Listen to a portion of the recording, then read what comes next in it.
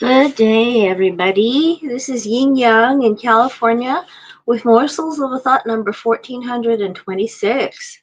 Today we are going into William J. Barrett's book, The Book of Virtues. William J. Bennett. William J. Bennett. William J. Bennett. Why do I say Barrett? Oh, because William Barrett Travis is the name of the person that I'm reading from today. William Barrett Travis, from a collection by William J. Bennett. All right, an appeal from the Alamo. An appeal from the Alamo. The Alamo in San Antonio, Texas, has become an American symbol of unyielding courage and self-sacrifice. A force of Texans captured the Mission Fort in late 1835 after the outbreak of revolution against the dictatorship of Mexican General Antonio Lopez de Santa Anna. By early 1836, Lieutenant Colonel William Barrett Travis,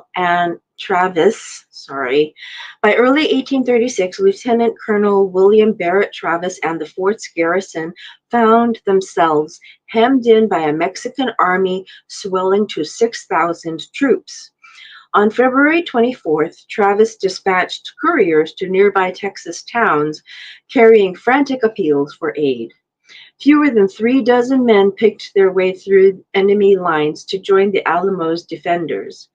The siege continued until March 6th, when Santa Anna's forces overwhelmed the fort. The entire garrison was killed. Some 180 men, including Colonel Travis, James Bowie, and Davy Crockett. Wow. Commandancy from the Alamo, Texas, February 24th, 1836. It's actually my cousin's birthday. To the people of Texas and all Americans in the world. It's not his birthday, it's his birth date. Sorry.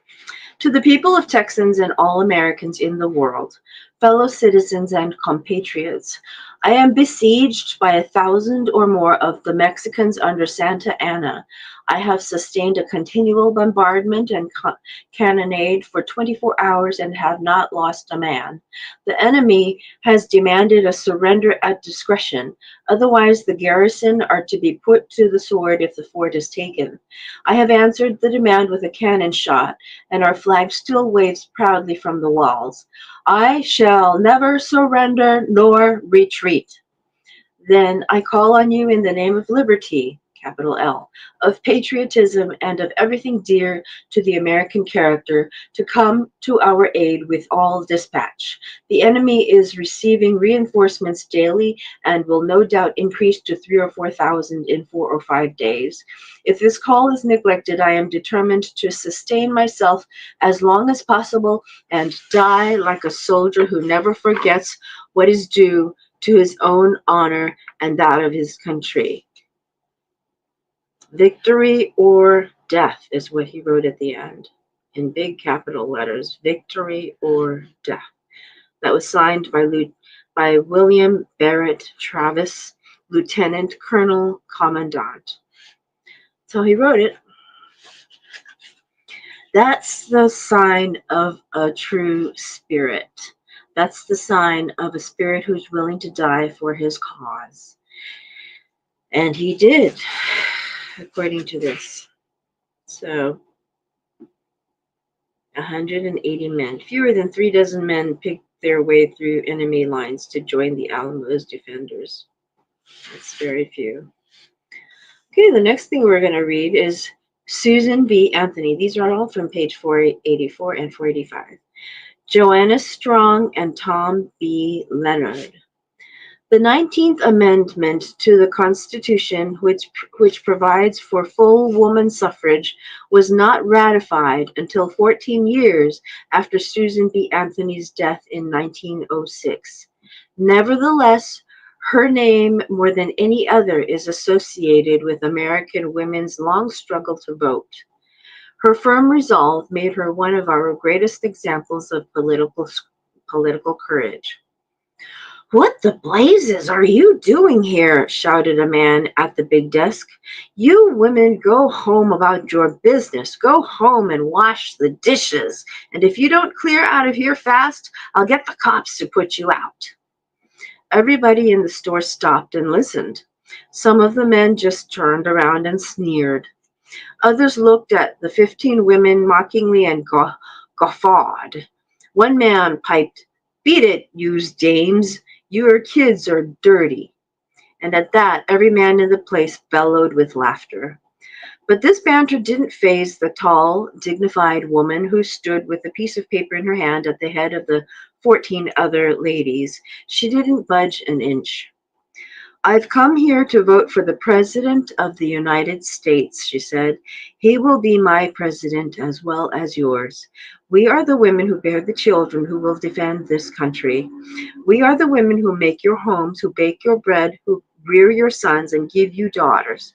We women are citizens of this country just as much as you are, and we insist on voting for the man who is to be the leader of this government." Her words rang out with the clearness of a bell, and they struck to the heart. No man in the place dared move now. The big man at the desk who had threatened her was turned to stone. And then, in silence and dignity, Susan B. Anthony strode up to the ballot box and dropped into it the paper bearing her vote. Each of the other 14 women did the same, while every man in the room stood silent and watched. It was the year 1872. Too long now had women been denied the rights that should naturally be theirs. Too long now had they endured the injustice of an unfair law, a law that made them mere possessions of men. Women could earn money, but they might not own it. If a woman was married and went to work, every penny she earned became the property of her husband. In 1872, a man was considered complete master of the household. His wife was taken to be incapable of managing her own affairs. She was supposed to be a nitwit, unable to think clearly, and therefore the law mercifully protected her by appointing a guardian, a male guardian, of course, over any property that she was lucky enough to possess. Women like Susan Anthony writhed at this injustice. Susan saw no reason why her sex should be discriminated against. "Why should only men make the law?" she cried. "Why should men forge the chains that bind us down? No!" she exclaimed. "It is up to us women to fight for our rights." And then she vowed that she would carry on an everlasting battle as long as the Lord gave her strength to see that women were made equal in the sight of the law. And fight she did. Susan B. Anthony was America's greatest champion of women's rights. She traveled unceasingly from one end of the country to the other. She made thousands of speeches pleading with men and trying to arouse women to fight for their rights. She wrote hundreds of pamphlets and letters of protest. It was a bitter and difficult struggle that she entered upon, for the people who opposed her did not hesitate to say all kinds of ugly and untrue things about her and her followers. No decent woman would talk like that. No refined lady would force her way before judges and men's associations and insist on talking. She is vulgar. Many women who knew that Susan Anthony was a refined, intelligent, and courageous woman were afraid to say so. They were afraid that they would be looked down on, but in time they grew to love her for trying to help them. After a while, many housewives gained courage from her example. Then, in great meetings, they joined her by the thousands. Many a man began to change his notions when his wife, inspired by Susan B. Anthony, made him feel ashamed at the unfair treatment accorded women. Slowly, the great Susan B. Anthony was undermining the fierce stubbornness of men. On that important day in 1872, she and her faithful followers cast their first ballots for president. But though the men in the polling place were momentarily moved, their minds were not yet opened. In a few days, Susan was arrested and brought before a judge, accused of having illegally entered a voting booth. "How do you plead?" asked the judge. "Guilty," cried Susan, "guilty of trying to uproot the slavery in which you men have placed us women. Guilty of trying to make you see that we mothers are as important to this country as are the men. Guilty of trying to lift the standard of womanhood so that men may look with pride upon their wives' awareness of public affairs." And then, before the judge could recover from this onslaught, she added, "But, Your Honor, not guilty of acting against the Constitution of the United States, which says that no person is to be deprived of equal rights under the law." "Equal rights!" she thundered. "How can it be said that we women have equal rights when it is you and you alone who take upon yourselves the right to make the laws, the right to choose your representatives, the right to send only sons to higher education? You blind men, have become slaveholders of your own mothers and wives." The judge was taken aback. Never before had he heard these ideas expressed to him in such a forceful manner. However, the law was the law.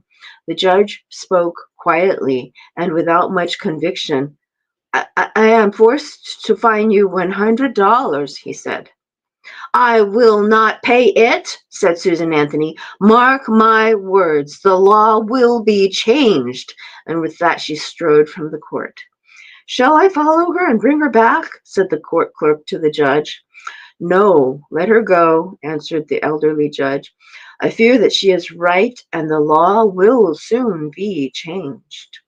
And Susan did go on to further crusades, on across the vast stretches of the United States, proclaiming in every hamlet where her feet trod her plea for womanhood. Today, voting by women is an established fact. Women may keep what they earn and, whether married or single, own their own property. It is taken for granted that a woman may go to college and work in any business or profession she may choose. But these rights, enjoyed by the women of today, were secured through the valiant effort of many fighters for women's freedom, such as the great Susan B. Anthony. Oh boy, wow. And I think there was a documentary about this. They got the support of Black voters, Black men, and at some point, the Black men had abandoned them. And so the women's movement felt betrayed at some point. And it was a long and arduous struggle. If it didn't happen until 1920, good morning, John Clark. How are you? Can you imagine 1920 was only 104 years ago, and this country is 250 years old. And 248 years old. So for 104 years, 248, that's 144 years. So for 144 years of from the establishment of this country, of the Declaration of Independence in 1776, women were not allowed to vote. Wives, mothers, sisters, daughters could not vote. We could say things, but we couldn't vote. We couldn't actually go out there and vote. So think about the right to vote. You have a right to vote. It doesn't matter if you're a man or a woman or a son or a daughter or a father or a mother. You have the right to vote, brother or sister. You have the right to vote. You're a grandson, you're a granddaughter, you're a grandmother, you're a grandfather. You have the right to vote. You have the right to say something. You get one vote. That's all you get, no more, no less. And you only make it less if you don't go and move the needle. So the election is already over, but we are still reeling from the new effects of the fact that some of us, well, we gave up some power recently by going to a man who is a convicted felon. I mean, I know that they could have picked a different person for their party. And, you know, I know both parties had problems. I know both parties were. Um, thank you, John.